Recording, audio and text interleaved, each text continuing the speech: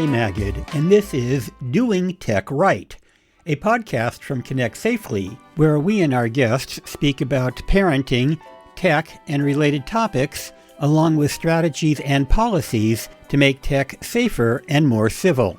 And if you like what you hear, please subscribe and visit us at ConnectSafely.org.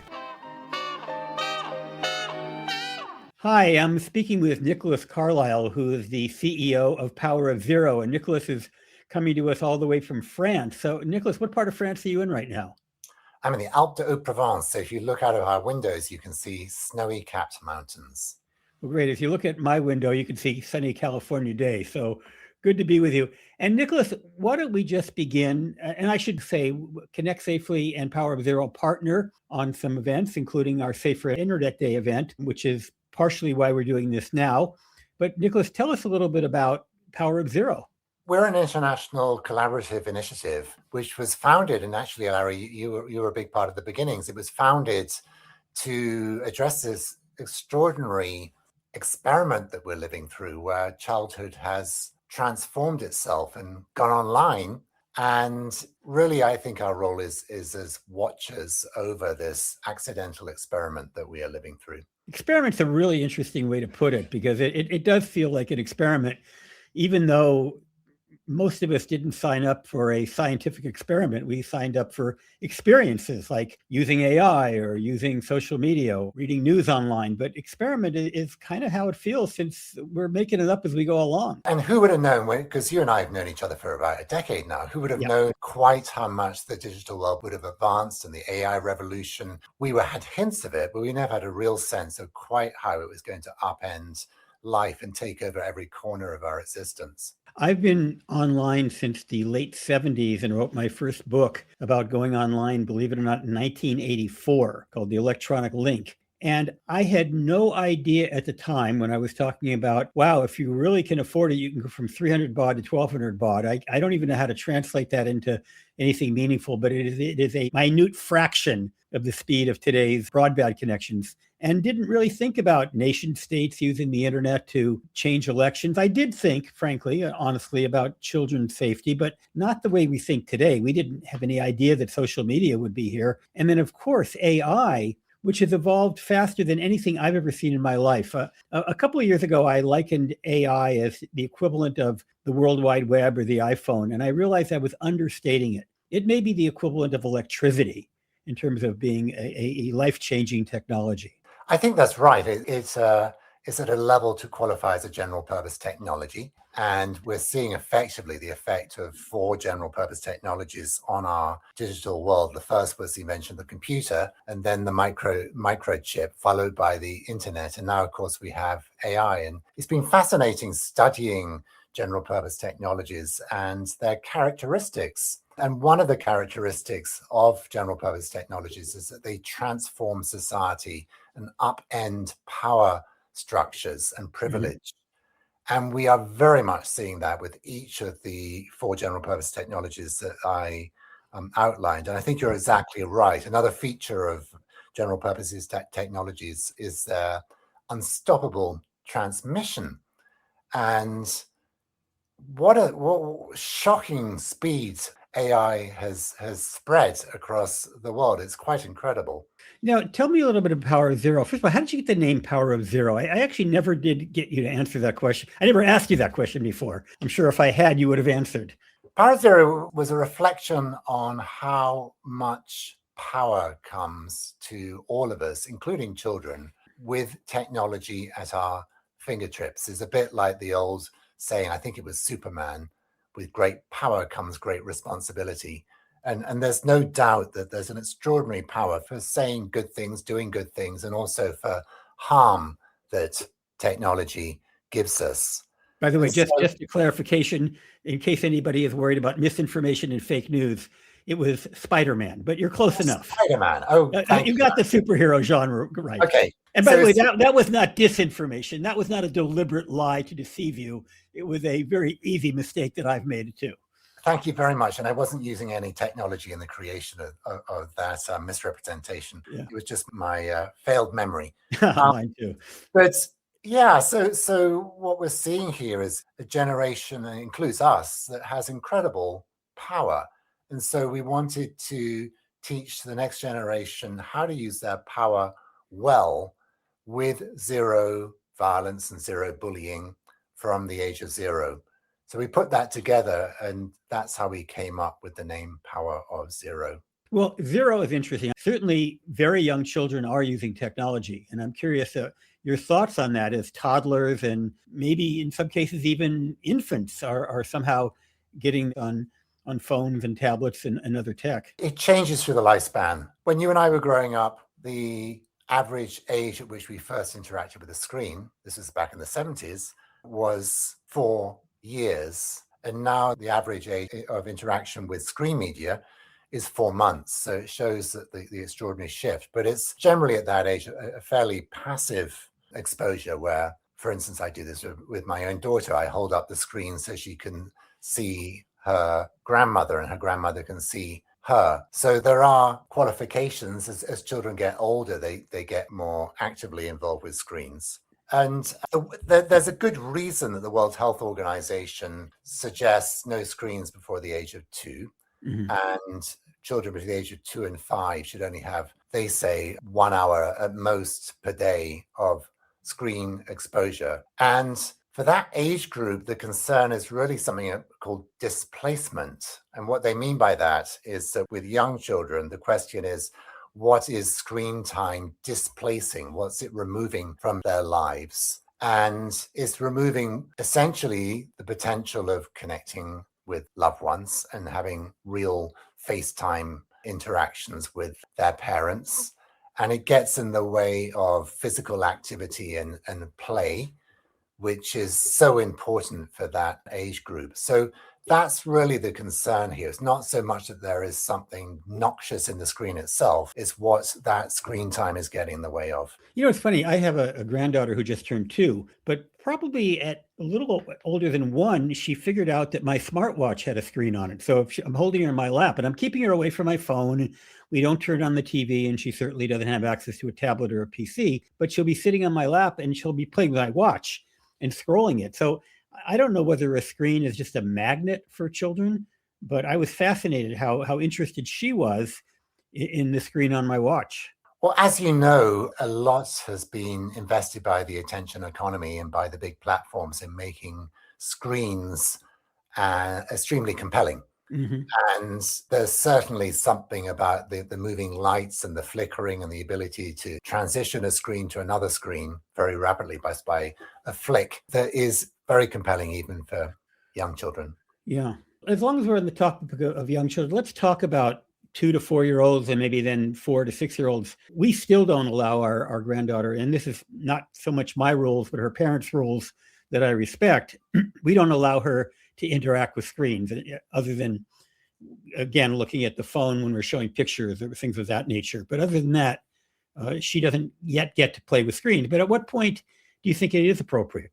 Well, I totally get why parents use iPads and tablets to keep their young children occupied. It's a very easy babysitter, and children are incredibly engaged with it. So I think we need to be careful about prescriptive rules to parents. I think the important part is, if you do give your child exposure to a screen, just make sure that you're also spending FaceTime with them, real FaceTime with them, and that you are going out and encourage them in physical play. Because I think if they get that, it's okay to have some screen time, but it's the balance that's important.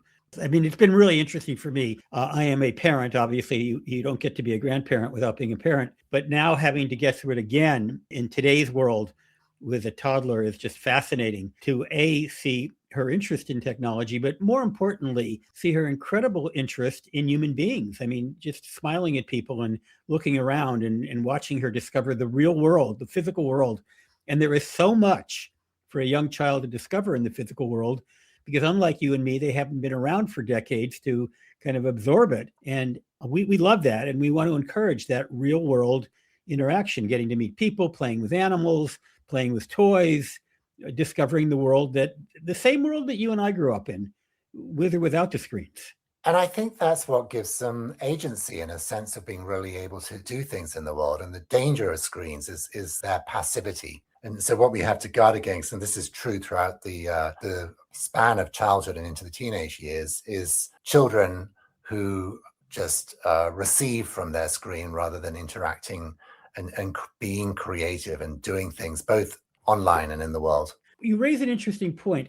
Many years ago, Facebook, back when it was popular among teens, did a study. And admittedly, that was an internal study, so I'm not sure how much credibility to give it, but I thought it was interesting anyway. They found that just simply scrolling created more anxiety and less pleasant satisfaction than actively engaging with people online. In other words, if you're actually engaging, posting, responding, interacting with people online, you had a better experience than if you were simply consuming what other people were posting. And what I've seen from the research is that findings held steady. In other words, that there seems to be a generalizable truth that you are a happier person if you're more active and engaged online than if you are just receiving. Yeah, it's interesting because if you think about it, we've long been passive consumers of technology. Anybody who watches TV or, for that matter, listens to the radio or goes to a movie or even reads a newspaper is consuming stuff. And there's nothing wrong with that. I do it every night practically. But there is a big difference between engaging, just like sitting at a coffee shop having a conversation, what we're doing right now. I'm enjoying the fact that you and I are interacting. No offense, probably more so than if I were just listening to you lecture, as brilliant as your lectures might be.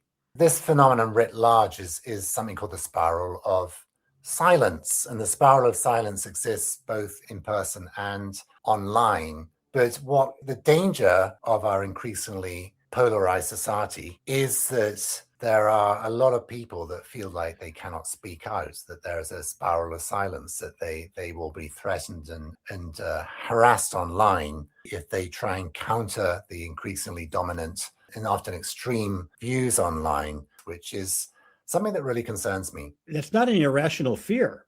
I mean, I have myself been attacked because I made some statement online. And in lieu of what's going on in the United States right now, in fact, I would warn you of this, since you're not an American, if you want to come visit, our government is actually looking at people's social media posts to determine whether to give them visas. So how you behave online can have severe negative impact on you. Yes. And even the threat of that and the fear of that is enough to silence it. There's a lot of doubt whether the US government actually has the capacity to really track everyone's social media who's entering the country. But the fear of that is enough to silence people. And we're also seeing the fear of that is enough to reduce the level of visitors to the United States, and the US Tourism Office has reported a significant drop in tourist levels in the last year. Going back to the online portion, I can think of times when I have posted or responded, and I don't tend to be particularly volatile in my posts. I'm fairly moderate in what I have to say, but someone somewhere is going to take offense to it. And I don't mind that if they disagree. In fact, I like it when they disagree. I love having a dialogue with people whose views are different than mine, but sometimes they'll just attack me. And it's very uncomfortable to have somebody call you names and imply, question your morality or your ethics or your legitimacy. And that is a risk as an adult, not to mention what impact it might have on children and teenagers. I know it for me as an adult, I find it difficult. I can't imagine its impact on a young person. And we also know, and thank you, Pew Internet, for all the research you do. We also know that the most vulnerable group is young women between the age of roughly 16 and 30, who are the greatest ones at risk of harassment online. And the stats on them being harassed online is something like 40% of women in that age group report being harassed online, which I find absolutely shocking. And you can see why so many of that group retreat from the online world, because they don't want to be exposed to that. It's interesting you say that. We haven't done this yet, but we have committed ourselves. I brought this up at our recent board meeting at Connect Safely to start doing resources for that very age group. That's exactly, we already have plenty of resources for teenagers up through 18 and parents, of course. But I absolutely agree that college age and somewhat older are extremely vulnerable, especially young women. And Connect Safely does plan to start developing resources for that age group. You would intuitively think that they are already prepared for this because they grew up with technology, but that doesn't change the fact that they're vulnerable and need advice and help trying to cope with the onslaught of various forms of harassment, obviously including sexual harassment. And it's taking AI is making it way more grievous, as it allows people to create sexualized videos of young women taking their face and creating extraordinarily humiliating videos of them online. And this is increasing rapidly. And that age group, again, is incredibly vulnerable to that. Yeah, and the technology, I mean, it's always been possible to use very sophisticated editing tools to create these nudes of people that make it look, but now it's easy, and that's scary because it means it's going to happen a lot more because these tools are easy to come by, they're cheap or free, and any bozo can get their hands on them. Absolutely. That's the unstoppable transmission that I was talking about earlier. So let's talk a little bit about your initiatives and the work you're doing and all the things that you guys are up to. So at ParaZero, we are focused on children in kindergarten and elementary school, in some countries called primary school. And early on, we were faced with a decision point. Are we going to go down the regulation route and advocate for regulation? Or are we going to go down the education route? And we decided we wanted to go down the education route. There are a lot of good people doing a lot of good work around regulation, which is important. But however strong the regulations are, they are difficult to enforce. And it means that children are often left to navigate the online world and its complexities. So we wanted to create programming that would give them the life skills to navigate their online, offline lives. And we are almost completed the classroom programs for kindergarten through third grade. I'm excited to say it's called the Superpowers Program. And it teaches children 12 essential character strengths for navigating their online and offline lives. And we're about to embark on creating the programming for children in grades 4 and 5.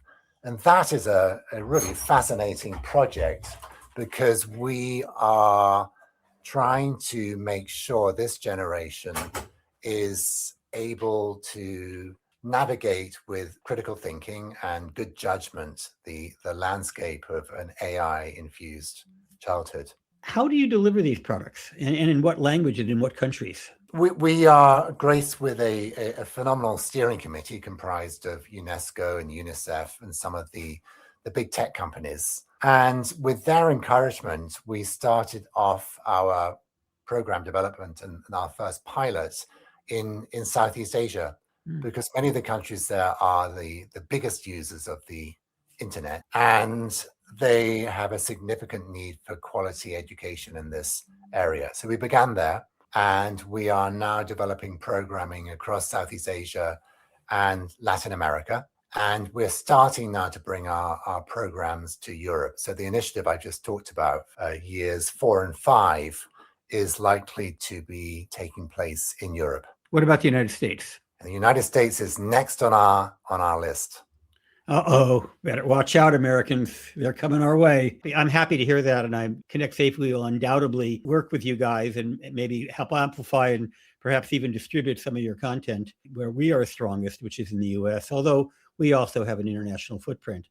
And, it's an interesting question because there's a lot of resources aimed at teens, because teens are more likely to be on social media. They're more likely to be using AI. But you're saying that even at this very young age, is this to prepare people for their later life, or because even at that age, they're starting to use the technology that could potentially harm them if not used properly? Well, if you look at the commercial world and you look at the world of smart toys, AI-driven toys, their primary market is children 6 through 11. And that segment of the market they are valuing at roughly 31 billion by the year 2030.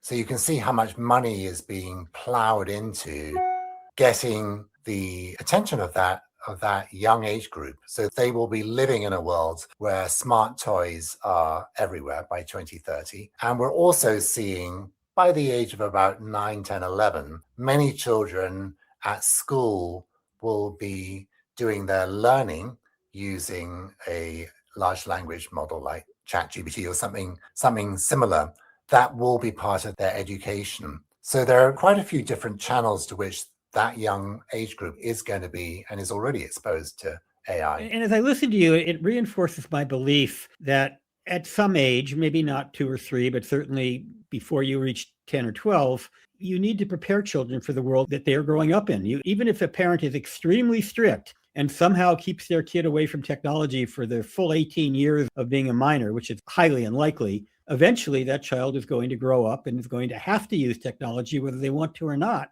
And the fact is that we need to prepare them, just like we need to prepare children to make good decisions about whether they want to use alcohol and how much they use and whether to drive and how to drive. All the other things that we do as adults, children are preparing for as they mature.